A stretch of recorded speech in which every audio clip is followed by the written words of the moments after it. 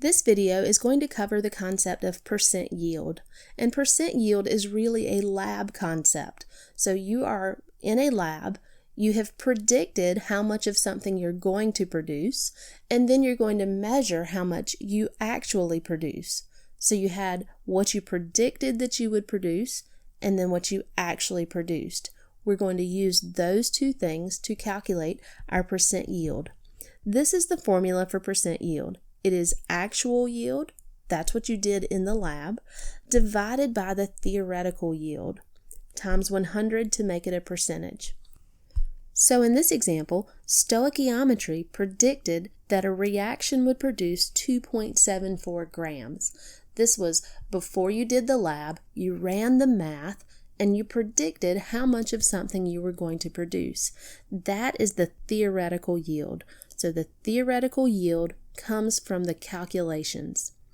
Then you actually ran the experiment and you produced 2.57 grams. That is the actual yield.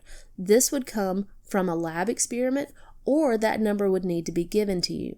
So we have our theoretical yield, which we calculated, and our actual yield, which we measured on a scale during the lab. We can plug those into the percent yield formula. My actual yield was 2.57 grams divided by my theoretical yield of 2.74 grams times 100. The percent yield of my experiment was 93.8%. Let's look at another example.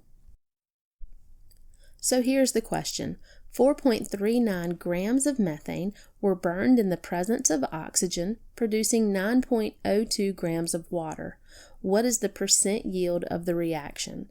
So we are trying to find a percent yield. Go ahead and write out the formula for percent yield. That is actual yield divided by theoretical yield times 100. And then take a look at what you're given.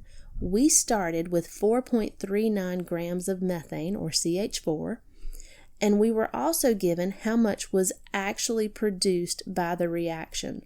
The actual yield was 9.02 grams of water, so that would need to go here.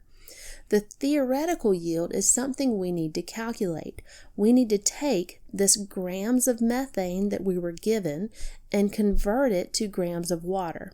I want you to notice that your actual yield and your theoretical yield should have the same unit. So 9.02 grams of water was my actual yield. My theoretical yield should have units of grams of water. So that kind of helps me figure out where I'm trying to go in this question. I want to start with what I was given. I'm going to convert from grams of CH4 to moles of CH4 using the molar mass.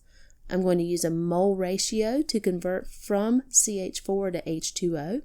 And then I'm going to use the molar mass of H2O to convert to grams of H2O. At that point, I have 9.86 grams of water. I've used stoichiometry to find my theoretical yield. And my theoretical yield and my actual yield have the same unit. So at that point, I can plug everything in. 9.02 divided by 9.86 times 100 gives me a percent yield of 91.4%. So percent yield is comparing what you expected to produce according to the stoichiometry to what you actually produced.